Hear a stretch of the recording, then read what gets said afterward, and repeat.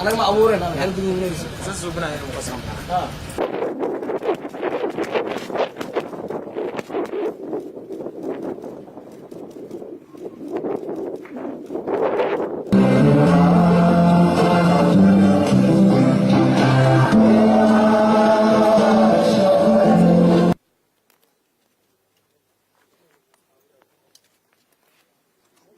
Yüzbaşı Şimşek.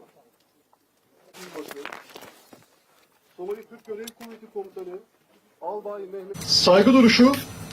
tallaabada ugu horeeya u baahan yahay si dalkani uu gaaro meesha uu rabay inuu gaaro waxay tahay inuu helo ciidan Soomaaliyeed oo aan qabiil ahayn oo aan meel gooniya ka imaan laakiin ciidan matala ummadda Soomaaliyeed leh tababarkii loogu talagalay u taagan inuu difaaco qarannimada ummadda Soomaaliyeed dugsigan tababarka waad noo furteenna waxa uu kaalin mugla ka yahay bilowgaas horumarkaas cusub aan tiigsanayna waan idinka mahadcelinaynaa